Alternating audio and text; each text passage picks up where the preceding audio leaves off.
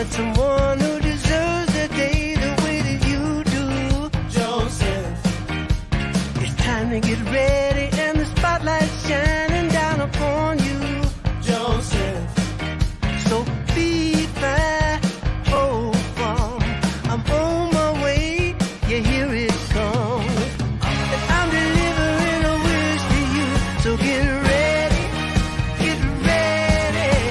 from every peak and valley they're telling you to get ready, 'cause here it comes. It's on the way. It's a celebration across the nation. Hey, listen up, y'all. I'm gonna shout out this young gun right here because he's trying to do his thing. Joseph Jaffe, not famous. Probably rightfully so, you know what I'm saying? I mean, I'm famous because, he not famous, and he like, yo, let me call my famous friends and see if they'll shout me out and make me more famous, sir. Right? But so, Joseph Jaffe, man, it's cool. You got your late night talk show popping off. That's what's dope. Streaming, been doing your thing, man. Started this in March of the 2020, which is, tough throughout the years, but booking great guests, man. Jamal Mashboard, James Rollins, steady building it, man. Keep it popping off, man. Keep building your brand, man. Believe in yourself. Keep going hard, all right? That's what it's all about. One of these days, this little acronym of yours, not famous, is not going to be true. People going to see you in the mall and be like, I know who you is. Them going to be your cousins saying it all incorrect like that. But you know what I'm saying? You know what you going to do. What you going to do? They family. All right, bro. I'll holler. This is my best kind of show notes. We didn't touch one of them, not even one of them. I'm not sure which one is Paul Rudd and which one is Lane Green. Final card here is the ultimate outcome. Today is take your dog to work day. Like Scooby-Doo. Without further ado, his debut. Sweet Caroline. Everybody say hello to Sammy. Is it not good? I'm just pausing so that you just are at the front of your screen. I'm so enormously flattered. Branding is not a bad blind date. I'm gonna have to take a picture of this. No, this is agape. This is love. I really enjoyed this. You did do your homework. You asked great questions. I'm flattered. Thank you. You just made my day. Look at you. You are insane. How did I do that? You're How insane. did I do that? You're insane. I might be insane, but you know what? I'm loving every second of it because today I'm just going to get straight to the punch. I'm not going to pull the punch. I'm going to jab because I've got the podcast whisperer himself, Jay Acunzo. There are not many people that impress me. Jay is not one of them. No, I'm joking. Jay is one of them. I learn from this man every single time that I've come into contact with him. He makes me want to be a better podcaster. How about that? I mean it. He makes me want to be a better creator. And even today, even some of the things he's going to share with us, he's made me do some homework in terms of thinking and positioning about the show and about where I want it to go. It's wonderful. It's wonderful to always be learning, to always be evolving, to know that tomorrow is going to be better than yesterday. I mean, I think that's the glory of still being in the game, still being in the race, still having an opportunity to right the wrongs, to go from good to great. And Jay will be on the show soon enough. But if you actually, don't watch it for me, please. Watch it for my famous guests, because I am not famous. But if you like it enough to want to stick around and come back for more, then please subscribe to the show. You can go to bit.ly/subscribe to the show to subscribe to the show. I'm very literal, which is why the seated soliloquy, my monologue in which I'm seated, is called the seated soliloquy. There is no accounting for lack of creativity. Although, sometimes I'm creative in my own right.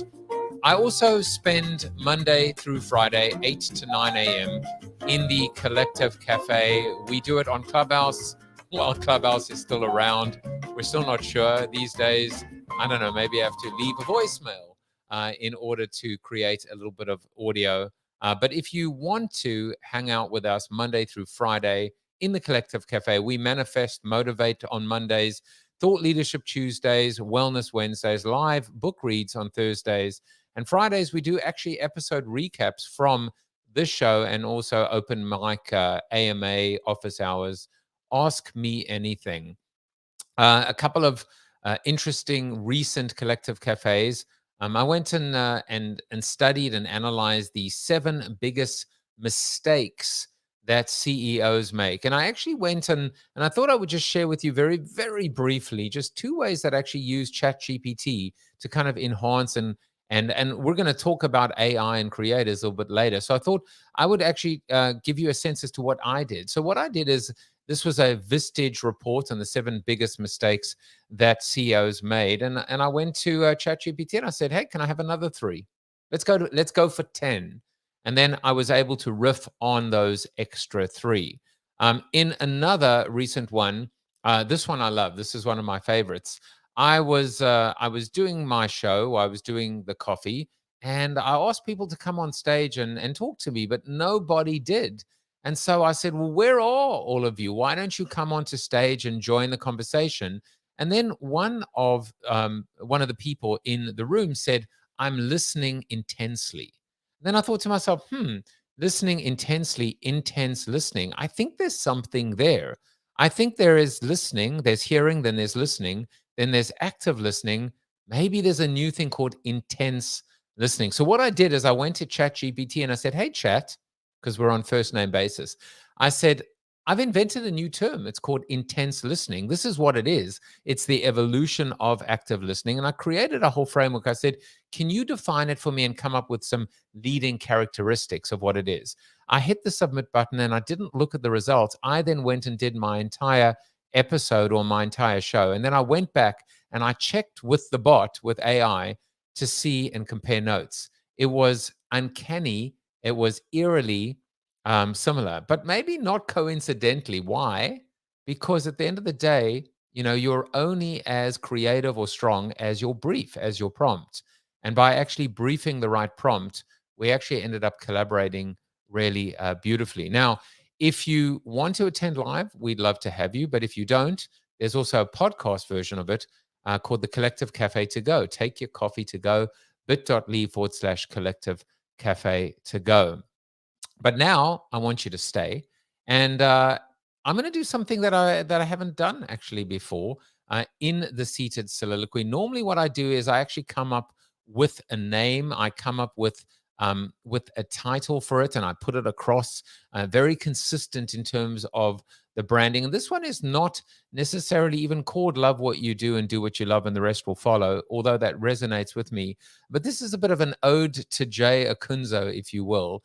I guess if I would have called it anything, I would have called it Discovering My Why, or my why statement. So I ended up in a series of conversations, beautiful conversations with beautiful people. It began with Jay, where Jay actually forced me, challenged me, or encouraged me, cajoled me to come up with a statement, a why statement, a purpose statement for the show, because that's what he does. He's able to really help people tell stories, brand themselves, position themselves, and their podcast standing out, differentiating. And it actually began this beautiful exploration for me in terms of being able to discover my why statement. So I started going back, connecting, reconnecting with myself. And then the one thing happened, it was the most amazing thing. I remembered, I've always said this actually, which is when people go and they say, we're going to discover our why. Well, are you though?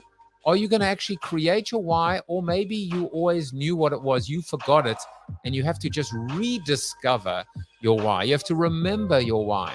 When I started my show, Corona TV at the time, I said I started the show for people that were stuck at home or stuck in general. And so what do? I help people get unstuck.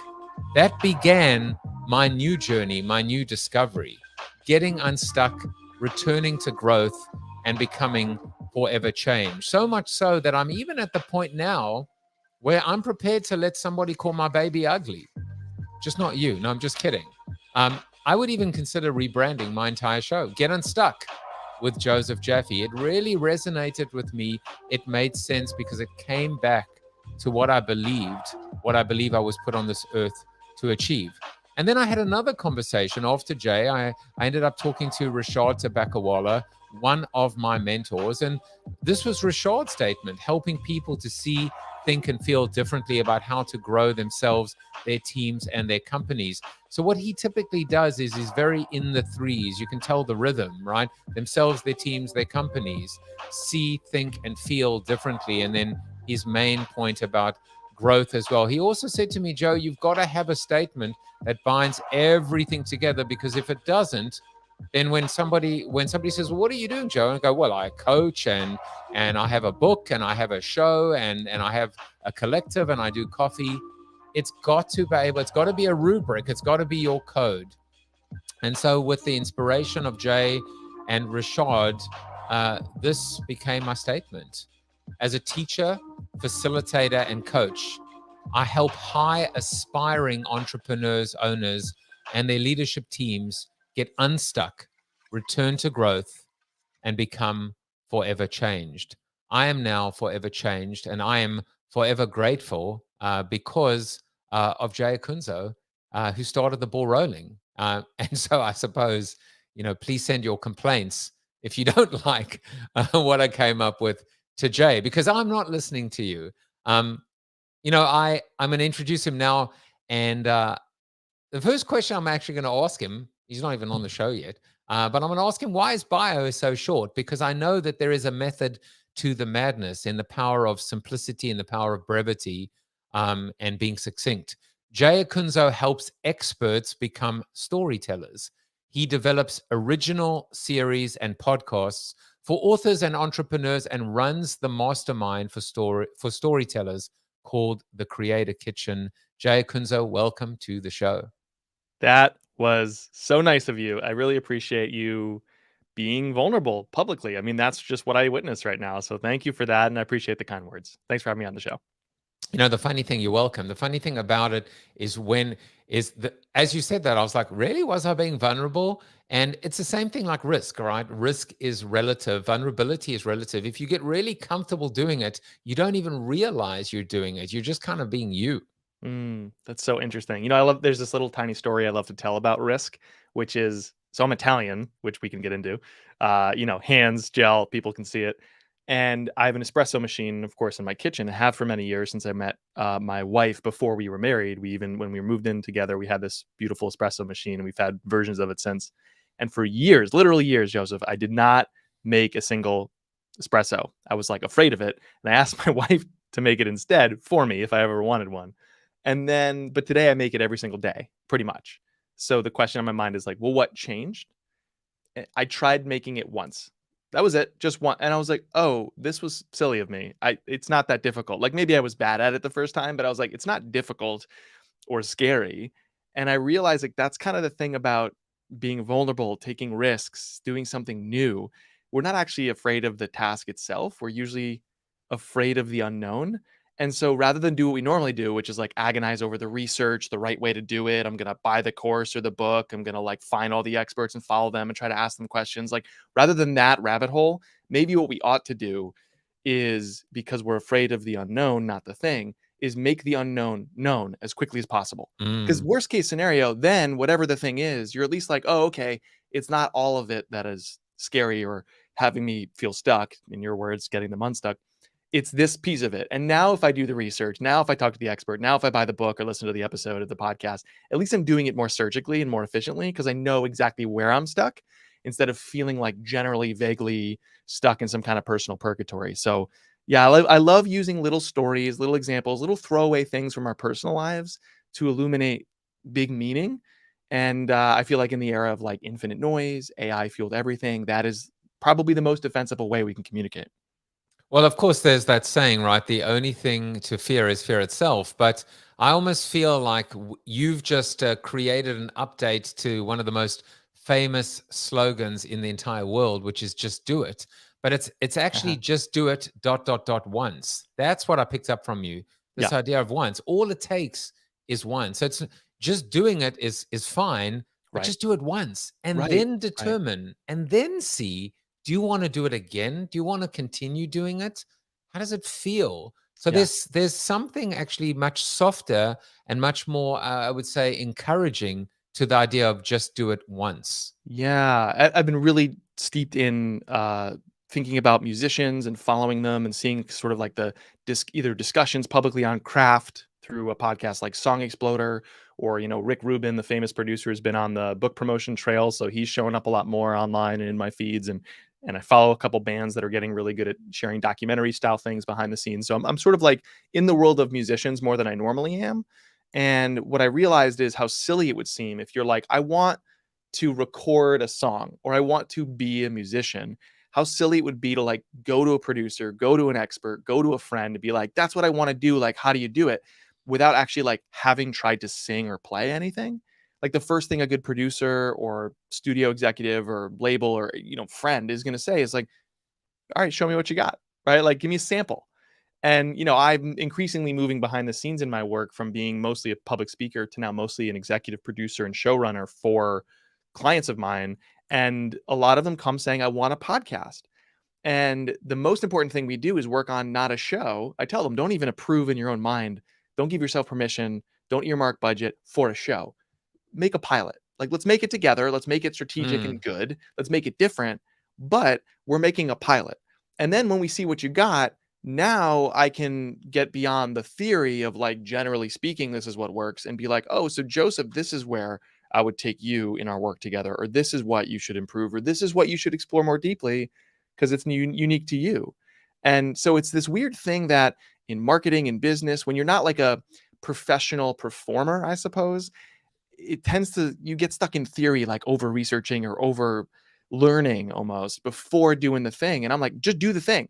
You show yourself what you got. And a lot of the things like writer's block and imposter syndrome start to melt away. And a lot of the challenges you think you have, at very least, manifest as a specific problem, a specific question, a specific need that then makes all the research a lot more focused. I just realized, I'm smiling because I realized what I've been doing wrong this whole time. I ended up creating 500 pilots. So I was such an idiot. All I had to do was create one damn good pilot. But instead I did it 500 times. It's welcome to Groundhog Day in the Jaffyverse. Yeah. Right. But you know what? This will be the pilot. This episode will be the pilot. Interesting. Everything has been leading up to this. Now, Jay, I got a bunch of questions to ask you about you. But first of all, we do need to go a little bit deeper into Pandora's box, into your closet, find those skeletons, or as we call them here, fun facts about our guests. And after doing a lot of digging, and you've been trying, it's been weird. You've been trying to keep this from getting out into the public. But it turns out that that when it comes to rivalry, you wrote a sports blog solely about the Red Sox and Yankees rivalry called Cranky Yankee. Why Cranky Yankee fan? Why not? Well, I'm looking for the book on my shelf now. It's called, I believe it's called Emperors and Idiots. Here we go. I'm going to ruin my clean setup for your show. So it's called Emperors and Idiots, kind of shiny in the light there. There you go. The 100-year rivalry. Hold on. Can we assume the Red Sox fans are the idiots? I'm just asking. Well, at the time, yes, because this was written in, I forget who, by the famous writer Mike Vaccaro. No, it was written after the Red Sox did win their World Series and finished the drought that they had. Anyways, so I bought this book and read it early on. Growing up in the on the shore of Connecticut, I like to joke that Connecticut has no identity, so it's New York-Massachusetts. Because when you're there, you're close to the things you want to be a part of. So you're close to New York, you're close to Boston. And in New Haven, smack dab in the middle of the shore there, it tends to tilt New York because you're on Amtrak. You can take the train there. Lots of Yankees fans, lots of Knicks fans. I am both. And so, but growing up, I wanted to be a sports journalist. And everything in my collegiate career pointed me in that direction, from writing for the school paper to starting my own personal blog, multiple blogs, in fact, of which you just mentioned one called Cranky Yankee Fan. But that blog actually came after I graduated, where I moved to Boston, to enemy territory, because I got a job in sales at Google out of college. And I was like, well, I'm still hoping to write. I still want to be creative in my career. I don't know any other way other than launching side projects, not side hustles, not what the creator economy is trying to like push you to monetize everything. Like, no, just writing because I can't not, writing because when I don't, I feel like I'm suffocating, writing because I learn about myself and my skill set, all these things. And so the premise of the blog, Cranky Yankee Fan, it was an exploration of what the rivalry was like and what it meant to me as a Yankee fan in enemy territory. And so I did like weird things, modeling after my favorite sports journalists at the time and sports writers. Historically, you have Jim Murray and more modern Bill Simmons or Rick Riley, but I was writing things like the 10 Commandments of the rivalry, or I was just talking about the events that happened in that rivalry most recently, or telling a story of being a Yankee fan, wearing the hat, wearing the shirt, going to Fenway Park in Boston with my then girlfriend, who was a Red Sox fan. And I had a shirt that said, "Do the math," with a Yankee logo. And on the back, it showed the number of rings, the number of championships, way, way more on the Yankees side. Great I wore until that it into Fenway. wasn't. And so this guy, very Boston-esque kind of burly, bro-y guy, I remember, I'll never forget, carrying 2 enormous beers, like spilling as he waddled up the stairs of the stadium. I'm sitting next to my girlfriend who's decked out in Red Sox gear. He looks at her, he looks at me, he looks at my shirt, which says "Do the math," and he looks back at her and he goes, "Do the math, Yankees suck. How about that math? How's this guy working out for you?" And I was like, well, I'm not in Connecticut anymore, I guess. Like, I am steeped in enemy territory. And of course, I wrote about that on the blog. I went and actually, while you were telling the story, I just asked my partner in crime, Chat, as I said, first name basis, what is the Red Sox equivalent to Cranky Yankee? And we came up with Bo Sox Blowhard. So there you go. Okay. In case you want to reignite the rivalry. Yep. All right. So you kind of alluded to your auspicious, not inauspicious, but auspicious roots. And it turns out that there is not just a little bit of Italian in you, but a little bit of Adam Sandler in you as well. So 75% Italian, 25% Jewish, which makes you overconfident and sarcastic. But it also makes you you. And so I wanted to kind of bring this now into the topics that we would be discussing, Sure. which is, well, someone who's 75% Italian, 25% Jewish is going to be different to, I guess, many other people in this world, but it also makes you you, as Dr. Seuss would say, today there's no one better than you because you are the best you are of you, or something like that. How has this made you into the you that you became? I mean, yeah, like this. I'm glad you brought this up because it's never been more important. I think it's become urgent now thanks to AI. But, we all bring with us a messy bag of humanity to the work we do. And some people dip into that bag and start the process of writing, creating, speaking, building something, communicating with others. They start the process by opening up that bag because they see it as a gift. And a lot of other people see it as a burden. Now, I grew up wildly privileged. I mentioned the shores of Connecticut, white, straight, cisgendered, like 2 loving parents, amazing teachers. Like when I was born and started to grow up, the door was like ajar for me. And my hard work is to push through that door and hopefully leave it open for others who want to walk through a similar door too. But some people are born with, barbed wire in front of that door, 6 locks, a shark tank with sharks with lasers, Dr. Evil style on their head. Like I grew up very privileged. And so that manifested in my work as being wildly overconfident in my writing, in my speaking, in my podcasting before I'd earned it. And because people early on said, "Jay, you're good at writing," like teachers and parents. And I like that feeling. I like feeling like I'm good at something. I like being congratulated, right? So I did it more. And that looked like me practicing before I had to do it professionally with any stakes attached at all. And so I think that's something that I'm trying to give back to people, which is, well, creating all this stuff. It's not just a process. It's not just a checklist. It's not just a nice, neat deck if you're a brand with your brand story on it. It's who's taking that story to market, who is bringing out the process in the actual work. So there's 2 other areas of mastery, which is your practice, showing up consistently on a deadline just for you, just to improve, having no other metric you care about than actually hitting publish on that deadline. And then the process. So the posture. So like the posture is how you see yourself in the world. And so a lot of people who teach storytelling. They teach the process, right? Like here's Joseph Campbell's hero's journey, here's all these parts and pieces. And these things are very useful, but they don't require you. They can be handed to you by somebody else. Even production techniques that seem rather hidden, they're handed to you. They require you not at all. And AI is getting alarmingly good at that stuff.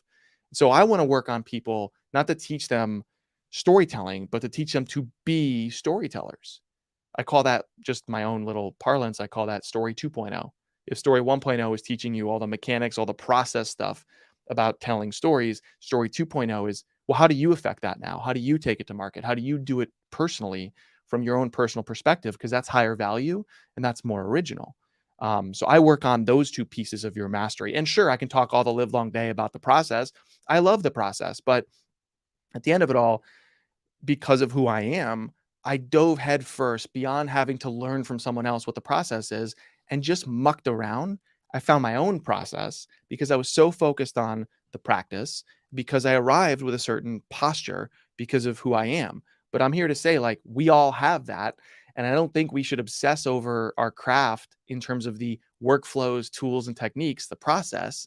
We should think about the things that uniquely require us, the practice and the posture. And so my childhood, I think, allowed me to do that. And now my work is, I'm on a mission, and you can tell I'm passionate right now, trying to help people understand those two pieces. In this, I'm gonna wind the yarn or the red thread back a little bit, because I see something Yeah. quite amazing in what you just said. By the way, in this article, and we can talk about AI in a moment, but there's a beautiful quote of yours in this, which is, "There's no killer AI robot, only human glitching." and to me, when I look at the 3 Ps, it is the posture, it is the attitude, it is the uniqueness, it is your perfectly your perfect imperfections. And I was thinking to myself, story seems to be the great leveler of playing fields. When you are someone who, in fact, had the door, and it was a dead bolted door, steel door with sharks with lasers. We're getting back into your Jewish heritage now. Space lasers, etc. When the world has been set up to really, beat you down and keep Yeah. you down, by definition, that becomes your story. And your ability to tell that story and your ability to live that story creates that posture, that attitude that gives you perhaps the edge. That's what I take away when I try and connect the dots and find this red thread. It Yeah. is posture to me that stands out more so than process or practice. That's the hard work. That's the perspiration. That's the 10,000 reps. But if you don't have posture, then the other, I don't know how the other two can get you to where you need to get to. Yeah. And there's something, I think that's well said. And I think no one is going to ask you, and because I'm saying this to you, I think you're probably going to follow up and ask me, but no one's going to ask you in an interview, like, can you give me some advice, Sam, about this thing you're an expert in? But before you answer that question, just a quick caveat. Can you respond with a story? Can you pull from your personal perspective, using a story, using a memory from your childhood as a metaphor, an observation you made out in the world that made you realize something that led to this profound insight? Can you just lead with a story, then answer the question directly? No one's going to say that to you. And so to do that, to sort of apply your posture, to pull from your personal perspective, it kind of feels like you're stepping out over a wire and there's no safety net. And people have varying degrees of confidence in doing that and varying degrees of balance. And a lot of that comes from the practice, because when you're doing the practice, you're still out on a wire, but you're 6 inches off the ground because it's my blog or my podcast or my newsletter.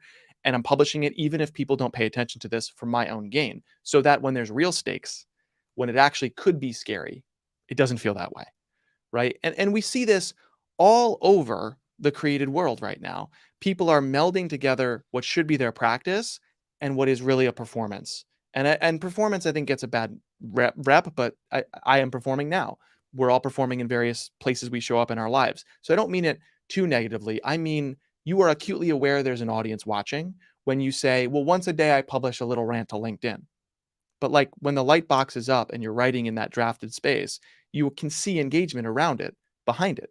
Or you're thinking, I'm publishing to a social network. this is what works. And then when it works, you get led in a certain direction because that network, which is an ad network, wants to influence our content, wants to influence our way of thinking to benefit them much more than us. And so when I talk about a practice, when I talk about standing on that wire, but you can easily step off if you start to wobble, I'm talking about a little corner of the internet that you control. No one gives you permission. There's no algorithm. The entire purpose is I show up, for example, weekly. And this is how you get through what Ira Glass calls that gap. When you start publishing anything, you're not very good at it, but your taste is good. You can imagine what you're capable of or what you want to make. And most of us get frustrated. So we stop creating or we go seeking someone else's advice for what works. But the best creators, the best communicators, the best leaders, they put in those reps to get through that gap by showing up on a deadline and doing a lot of work, right? So I think of the practice as the place where we marry our posture, how we see ourselves in the world, and the process, the steps we're moving through. It has to happen in the practice. So like in the Creator Kitchen, when you come as a member, our entire mission for you is to increase the impact of your content. And we talk about two dimensions, its value and its originality. But the precursor to either entering the kitchen or persisting as a member is, and we're starting to get better at this now because we've been running it since like January. We talk about what's your practice? Do you have one? Let's set that up immediately. You need one. And then also what's your premise? The premise being this specific purpose for your work pulled from your posture, your view on things. Do you have a premise for your project? Do you have a premise for your overall brand, your premise for your platform? And do you have a practice where this manifests and you can get better, right? But we live in this era where like somehow that's escaped people. And it's like, no. It's a checklist and a process and a bunch of hacks and that'll solve our problems. And that's just not real. I'm taking vociferous notes, but I'm now going to give you your next two P's.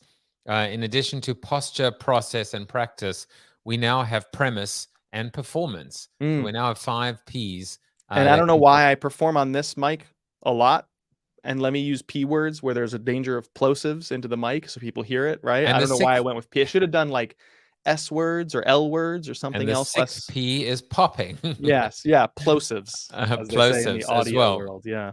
I wrote down the phrase home field advantage, which I think is also traces us nicely back to Red Sox and Yankees rivalry. Sure. But it's true that wire, that wire, is it electrified? Isn't how far? Is it above the ground? Is there a safety net? When you create the rules and you're playing at home, there is a level of advantage. I don't want to even say safety. It is a degree of comfort and safety, but more importantly, you are stacking the odds a little bit more in your favor. And you know what? We all need sometimes a little bit of an advantage because of the noise and competition and all the Goliaths out there, especially if we are starting out ourselves as Davids. Yeah, the David and Goliath thing, I would ask on what dimension, like on how are we stacking up people and measuring them? So, podcasting is a very simple example. I think of this as like this is the most horrifying statistic at first glance, but I take hope in it. So Edison Research every year does this amazing report called the Infinite Dial. For many years, that was run by someone named Tom Webster, who we've known in the marketing world for a while. He's been on the show? Yeah. Awesome guy, awesome thinker. And he ran that report for many years before leaving to become a partner in a business called Sounds Profitable. So anyways, Infinite Dial every year releases statistics on the audio industry and the consumer therein. And the latest data they showed could cause some people to freak out. If you're a podcaster, what you have to acknowledge is there is a very short list of shows people enroll into their lives. And if you listen weekly, if you're a weekly podcast listener, the data shows 81% of that crowd only listens to 10 or fewer episodes per week. And 57%, yeah. I'm scared right now. And 57%, it's 5 or fewer. I mean, this is a vanishingly small number if you consider the number of shows out there. And so your competition set is not, I'm a marketer running a marketing expertise show, I'm competing with other similar shows. No, your competition is all shows, meaning every celebrity, every journalist, every author, personality from a TV show that now has, or an actor that now has a show, everybody in your industry, all the topical areas that an audience could care about. Everyone is making these podcasts these days, right? So the tendency is, I got to be bigger, I got to be the best because I got to compete with the bigger or the best. And I just fundamentally disagree. Like when your audience makes choices, they're not looking for anything objective or academic. Like they have more followers, they have more resources. This is David, this is Goliath. I'll go with Goliath. That's not how people make choices. When people make choices, they play favorites. And so the real question is, are you one of them? The phrase I like to give to my clients is, don't be the best, be their favorite, which is nothing academic or objective. Like my favorite sports team is actually not the Yankees, it's the Knicks. Like 20 plus years of agony, right? Among the worst objective choices was my favorite. Your favorite shirt, your favorite restaurant, your favorite cuisine or city or animal. These are all tied to our identity. It's a very personal decision to say something is my favorite. Because if I told you, let's see, my favorite, right there on my desk, I have these sunflower seeds. My favorite snack, sunflower seeds. It's telling you something about me more than the thing. My favorite podcast, my favorite shirt, certainly. Not objectively or academically the biggest podcast or the best made shirt that exists or that I own. And so it's an irrational thing when a human makes a choice. Loving the Knicks doesn't sound like a rational choice, but to me, it sounds like a human choice. And so we have to be aware of that. Like being their favorite is not be bigger, be the best. It's be their personal preferred pick for a specific purpose. And so when I develop shows for clients or my own show, even, I host a podcast called Unthinkable, which is about creativity, but I think mostly about the premise, that specific purpose. Like that premise is that very specific, defensible purpose for a project or your whole platform that is pulled from your personal perspective. Again, I don't know what it is with P's and me, but I take hope in that. I take hope that I can be their favorite. Even though I'm smaller, even though I'm under-resourced, I can still be their emotional favorite. I don't have to be the objective anything because it doesn't exist to say this is the best marketing show. How do we even determine that? You're not Steph Curry. I can't pull up your career statistics. It wouldn't matter if I could because people are emotional. And so we have to understand, how do we become the object of that emotion, the pick, the irrational bias that they have in our favor? We have to be their favorite, not the best. Be their favorite. There is so much I want to respond to immediately in that statement. Let me go back first of all to I was going to say we all know, but nobody know. Maybe most people don't know that Coca-Cola, and I'll never forget this. As a student, as a teacher, as an adjunct myself, as a marketer, as a writer, Coca-Cola famously said that they were initially competing for share of stomach.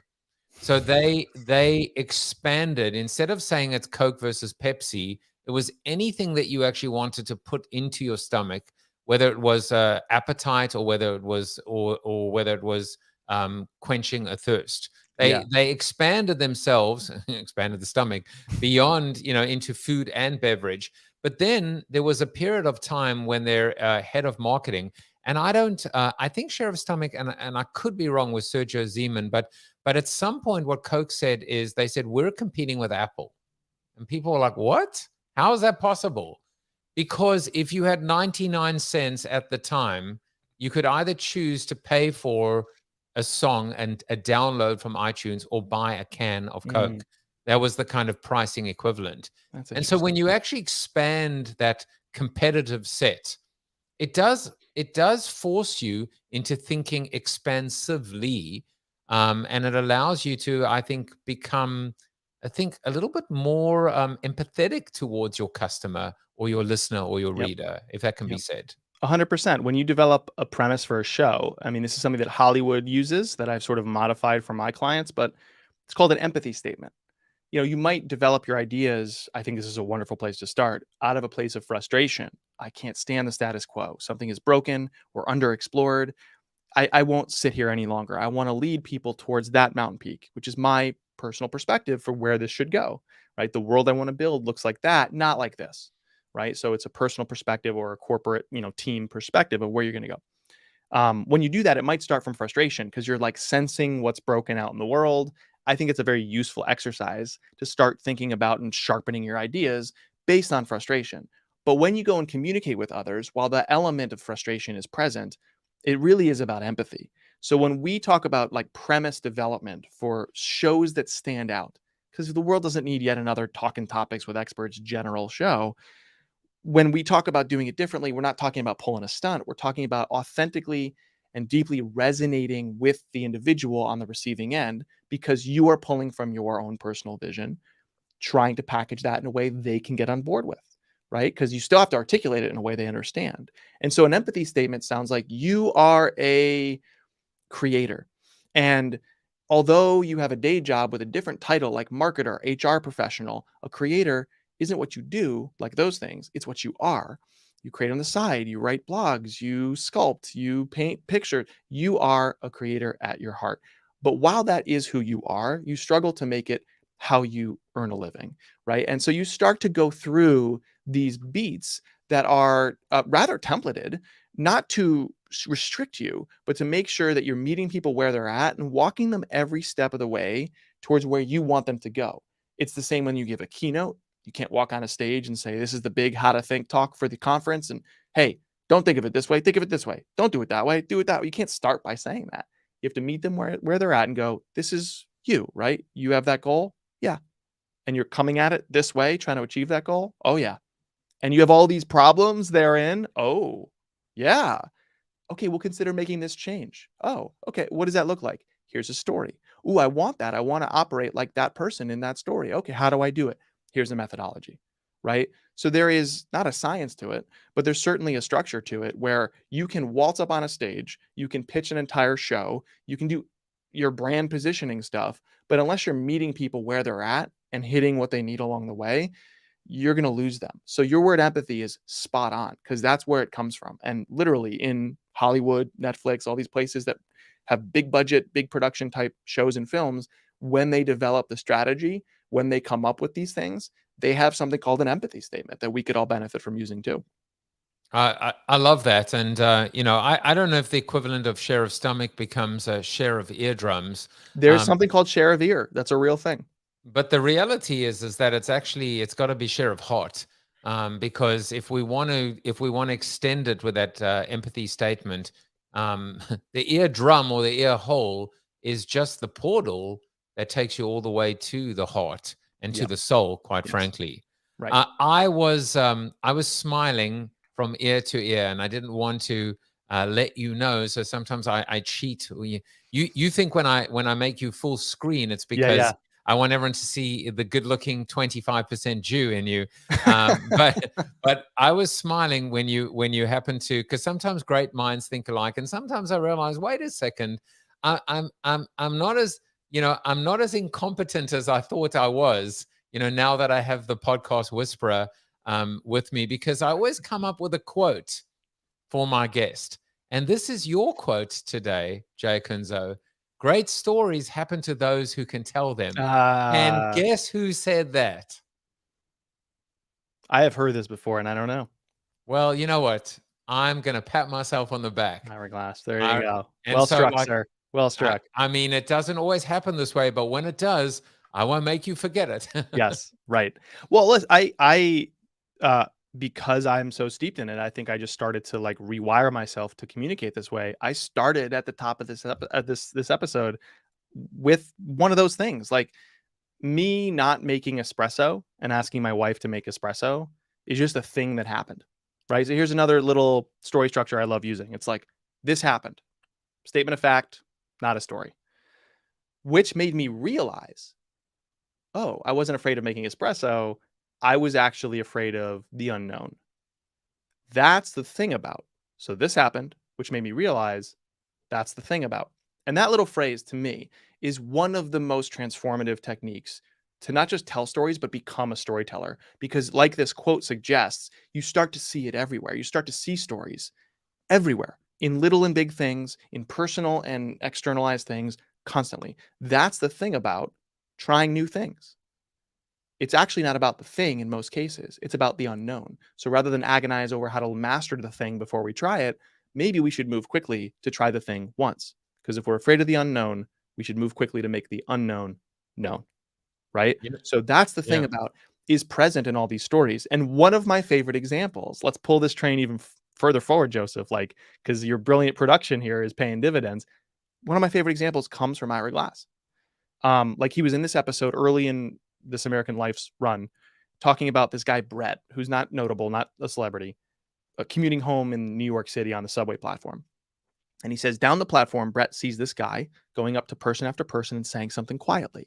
And that he's dressed nice, doesn't seem to be asking for money. And he's getting closer to Brett. And then Brett can hear what he's saying, which is, you got to go. And then the next person, you can stay. And you're out of here. He's just doing that. He's signing like, you can stay, you can go, to all these people.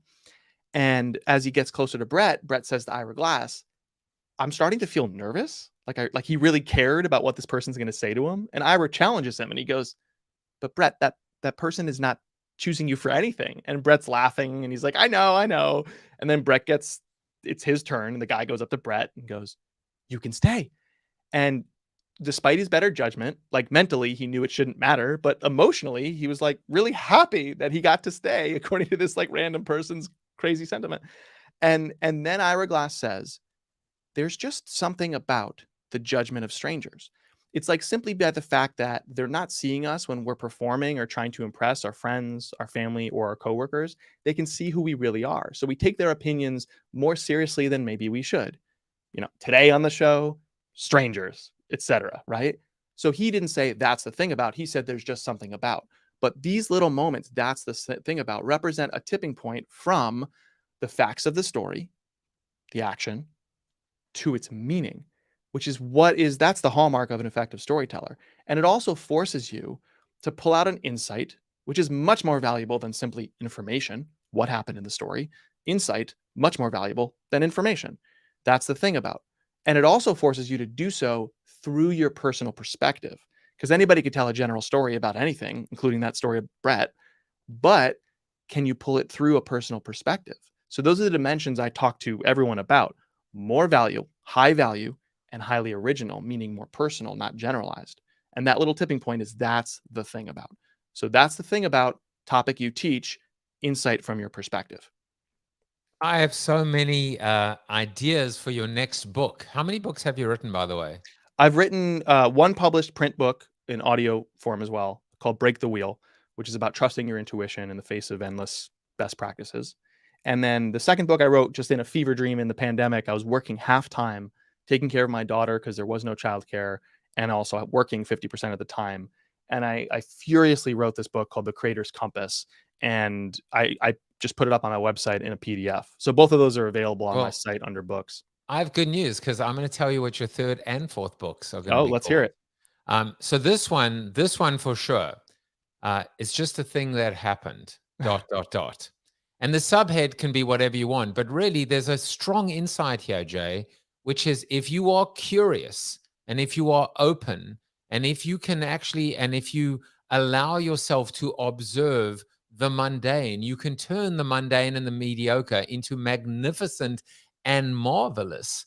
And those moments, those little anecdotes, those little exchanges, you can provide context, you can facilitate with context and become a master storyteller. Mm-hmm. The other one, which I think maybe, I was thinking about this, and then I was like, Malcolm Gladwell will probably sue you, but still, is this is a very good concept. I don't know that this is a book, but the judgment of strangers. Why is it that we trust a stranger more so sometimes than our business partner, our family member, our spouse?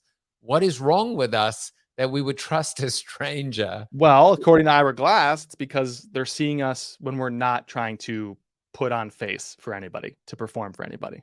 So Ira says great stories happen to those who can tell them. And I think it's a brilliant quote, but I want to hear Jay Acunzo's take on that quote. It's that great story. Everything is inspiration in the hands of an effective storyteller. Like a mundane nothing moment and something very profound that happened to you, something you observed out in the world that someone else is the character, the protagonist in the story, that you tell it, but you tell it your way. One of my favorite things to do is look at very famous, generalized, like anybody could create this kind of podcasts. In addition to listening to shows I authentically enjoy, but and seeing, a parade of entrepreneurs, for example, on this big brands podcast, hearing that host ask the same question that entrepreneur has been asked a million times before. And then I think, how do I mold this story to the thing I am uniquely trying to say? because if I have them on my show, I'm going to ask them different things because I have a premise for my show and a premise for my overall brand. And it's like a lens through which you see the world. And I can press anyone through that lens. So for Break the Wheel, my speeches and my book, the lead story was about Mike Brown, the founder of Death Wish Coffee, the world's strongest coffee. I found his interview on another podcast. Lo and behold, it sounded like every other interview he ever gave. But I wanted to make sure I had him on my show because I had other questions to ask him. And it wasn't just about going deeper. It was about being more specific because I had a purpose to the show. It's like, question best practices, trust your intuition. Mike, you seem to have bucked the trend of a lot of these artisanal looking coffee brands and coffee products. Why? And it wasn't because he wanted to be rebellious and disliked parchment paper branding, right? It wasn't because he disliked Arabica beans, the sort of standard bean, and wanted to use this thing that people question using called Robusta. It wasn't because he was just like, screw the trend, I'm a rebel. It was because he paid way more attention to the customers that were a pretty unique type of customer in his upstate New York cafe. And they were reaching for coffee for a different reason than you or I might, having a deep conversation next to some exposed brick, sipping our lattes. And so that to me was a piece of the story that was not told. And I was asking him about something very simple that led to a very remarkable place, which is something I always admired about my all-time favorite storyteller, Anthony Bourdain. Like when he accepted, I think it was an Emmy, he very famously said, like, you know, we go to all these places, we ask very simple questions and we get the most remarkable answers. And it's because the question itself doesn't need to be clever. A lot of interviewers want, what's the clever question? If you had a billboard, what would it say? That's not as important as the lens through which you're seeing this interview, the purpose that you have for having Joseph on your show, the purpose for the overall show itself, the premise. Then I'm going to ask very simple questions that relate to the premise, and out comes something remarkable. Absolutely love that. And, you know, one of the supposed Goliaths now that I benchmark myself and compare myself to is Howard Stern, there's Tim Ferriss. Never heard of him. Exactly. Stephen Bartlett, Diary of a CEO. I'm starting to pay a lot of attention. And one of his interviewing techniques, going to your, you know, absolutely to your point, is he'll follow up the question and just go, why? Why is that? Oh, yeah. You know, so not like the big grand reveal, but someone will say something and he'll just go, why did you do that? What did you do about it? And it almost is a question like a child might ask, but there's so much empathy and softness and there is no ego and there is humility. Yes. And that's what keeps it going. So I see that. Yeah. You know, Jay, you speaking of premise, we're gonna stay on premise as opposed to off premise. But from a differentiation standpoint, you came up with the XY, or talk about the XY premise pitch. And I love it because it, you know, it just comes down to this idea, which is this is a project about X, unlike other projects about X, only we Y. Yeah. So what I wanted to do is in the spirit of being vulnerable, I went and did it for my show, and I was like, damn it, he's going to do it to me again. And I struggled and I didn't know what to do. And I was like, well, maybe this is the problem. And this is why I learn from you every time. Okay. So I'll tell you what I came up with. Yeah. And then I'll tell you what I've been thinking. So this is the head, and then I'll tell you what the heart says. Okay. So this is the head. This is a business show. Unlike other business shows, this one presents it as a talk show, focusing on hope, positivity, and optimism story, and discovering more to each guest than meets the resume. Okay. And then I came up with the heart, then said, you know, this is the greatest marketing show. But then it's almost not unlike other great marketing shows. But I'll use your format, your syntax. This is the greatest marketing talk show. Unlike the other great marketing talk show, this is one that no one's watching. And so I almost as a tagline, it comes down to this is the greatest business talk show that no one's watching. Right. And then I want to capture myself and say, well, some people watch it, but no, just be secure and say, this is the greatest talk show that nobody is watching, and just let it sit. So am I on track, off track with either the head or the heart or both? I think what does the master say? Yeah. The key to the XY premise pitch. This is a show about X. Those are your topics, what you explore. Unlike other shows or content about X, only we Y. That's your hook, your angle, your conceit or concept for the show. It's how you explore, what you explore, and that gives the audience a reason why they'd care. And what we have to get out of the mode of doing is trying to convince others. So I see a lot of convincing going on in your description, a lot of trying to tell others how I'm worthy. Just tell me what it is, right? So when you start to get to descriptors that sound like comparison games, I know it's saying unlike other shows, but you're not trying to put yourself on a spectrum. You're trying to say unlike blue, red, right?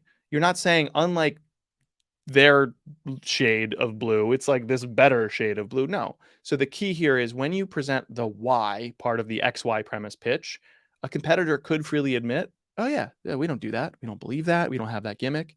And so it's simply stating, here's the why. And people would not lay claim to that also. So this presents as a talk show. That is a fine way to just pitch it, right? This is a business show. Unlike other business shows, this is a talk show about business. That is an example of an effective XY premise pitch. Is it an effective premise? I would argue not, because the moat that differentiates you from other is very thin, like the size of my finger. I can step over it because as soon as someone else launches a business talk show, you're sunk, right? It's like saying I'm first or I'm for this niche, right? Niching down is a much more narrowing of demographic than it is really like how you help that demographic or how you show up in the world or what your perspective is and where you're taking these people. So some examples of really strong premise pitches, you can see how the why can just exist. This is what it is. This is what we do. This is how we do it. And competitors go, yeah, no, we don't do that. One of the most famous ones is Hot Ones. They use a hook called a gimmick, right? Hot Ones is a celebrity interview show. Unlike other celebrity interview shows, only Hot Ones asks celebrity guests to eat progressively spicy chicken wings. Now, it makes sense. It's not a hollow gimmick. They're on a YouTube channel about food and pop culture. I've seen marketing tech companies do the same hot wings thing, and it's a missed opportunity because it's just a hollow mechanic. I know I said gimmick, but what I really mean is like a gamified mechanic. But the marketing tech company was doing it. It's like you're not saying anything about yourself through that gimmick unless your message is, we believe marketers feel an increased pressure all the time in their work, so we're going to increase the pressure on our marketing influencer guests. Okay, you're trying to own the idea of like how to grapple with increased pressure as a marketer. Now the chicken wings make sense, right? So the XY premise pitch is a way of you standing up to the world and saying, these are the topics. Everyone is exploring them. We're not just generically exploring them. We're exploring them like this. And people go, oh, cool. That's unique. That is yours. This is built. By the way, key point. What you gave me is the title of the book. The XY premise pitch comes last.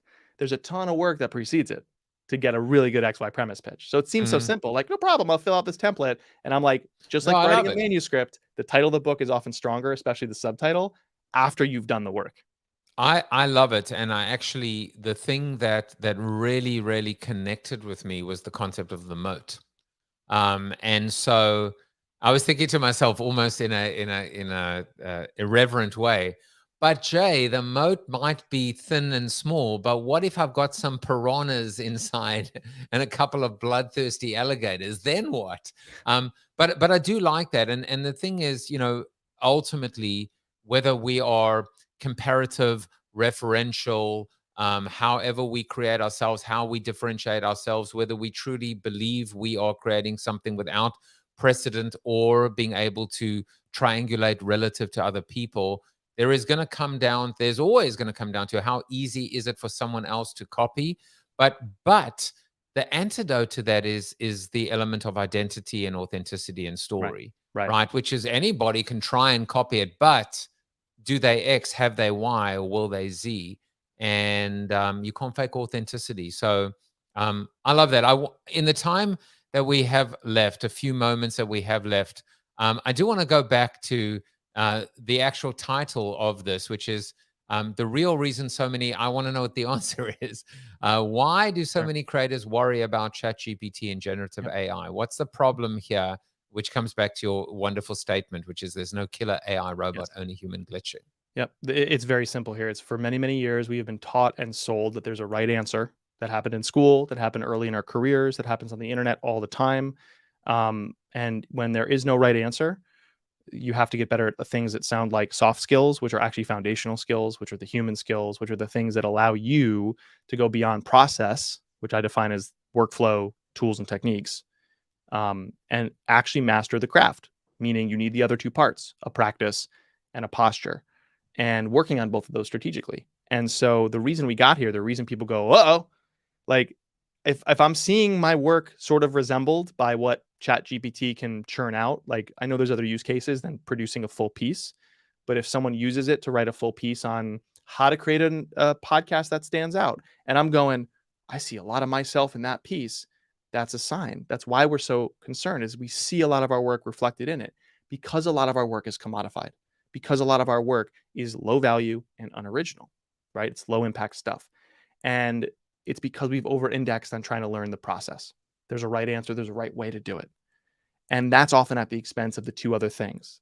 And you can draw a really clear line between creators. Some think it's about content. And if you think it's about content, press a button, lots of content comes out. 10x your output in 10 minutes. That sounds exciting. But it's not about content. It's about connection. And that stuff requires more you. That stuff requires a personal perspective, original perspective, and much more insightful content than informational content. And so when you think like that, you go, all right, well, I got to practice. I got to create. I got to explore and see how deep the well goes. I thought I should say it like this, but I've said it several times on podcasts and in my writing. Maybe I should say it like that. And that'll connect. That'll resonate, which is the whole stump speech I'm on right now, which is it's not about reach. It's about resonance. So the reason we've gotten here is we've over-indexed on the one thing that AI is built to do and do faster than us and do cheaper than us. And we have to embrace that mastery means a lot more. Because if you just obsess over the things that AI can do or the things that someone can hand you, you're obsessing over the things that don't require you. And as a result, you might not be required. So the punchline to all this, my friend, is the problem is not bots creating like work that resembles exactly you. The problem is not bots replacing humans. The problem is too many humans are out there acting like bots. I mean, come on, come on. That is, I'm going to, this is the problem when you have like 17 invisible producers in your studio, because all you want to do is just do this. Stop acting like bots. Well, look, I was about to pitch you the final P on my new podcast, which is the best business talk show that no one's watching, where I eat progressively hot chicken wings but I won't. Instead, the best compliment I can give you, which is and I will caveat myself. I'm going to caveat what I'm about to say, which is not to say that Jay is too expensive, but I like when I say you make me want to be a better podcaster, I aspire to be able to take all my money and afford you, Jay, and be able to buy everything that you're selling, because it's not even about buying and selling. It's about helping and serving. Tell us about the Creator Kitchen. Yes. So we're trying to build a beautiful little corner of the internet away from a lot of the BS and sameness for people who care about ideas like creative growth, quality, craft, resonance, storytelling. So we like to say we're not teaching storytelling. We're teaching you how to become storytellers. And so a lot of groups are about techniques, tools, more process answers. This is about acquiring and applying skills. And we talk about it in two dimensions. How do we make your work more valuable, which often means going beyond informational to be more insightful?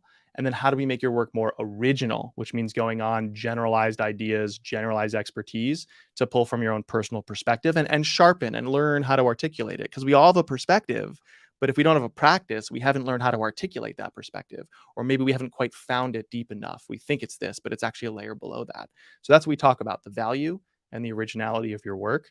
About 50% of us are in-house makers, marketers, executives. About 50% are independent entrepreneurs, freelancers, and creators. Please, I beg of you, with my last dying breath, which hopefully I have many more, follow Jay on X. It just doesn't feel, it just feels a bit weird. We need the sound effect. I know, I've got that one too. Follow Jay on the Insta at Acunzo, at Jay Acunzo. Connect with him on LinkedIn, Jay Acunzo. Subscribe to his podcast, Unthinkable. join the mastermind. Who knows? Who knows? You might find me there one day. The Creator Kitchen. Maybe Ira Glass is a member. You don't know, but he should be. Jay, this was to me a masterclass. I feel bad whenever we spend time together because I almost feel like I am a thief. I'm stealing from you. You're giving me so much, seriously, so much Appreciate value. I appreciate it. I appreciate you. And there is one other person who really, really appreciates you, and that is Chuck Norris. You are Chuck Norris approved. And we will be back soon. Take care, everyone. Bye-bye. Thank you for watching the show about hope, positivity, optimism, and if there's time left over, a little bit of marketing with your host, multiple author, and global keynote speaker, Joseph Jaffe. If you like the show, tell a friend or two. Please subscribe to the show, and if you want to get inside news, previews of upcoming guests, and much more, visit josephjaffe.com/subscribe to sign up for the show's newsletter. And despite the best ministrations of your wife, you still look ugly.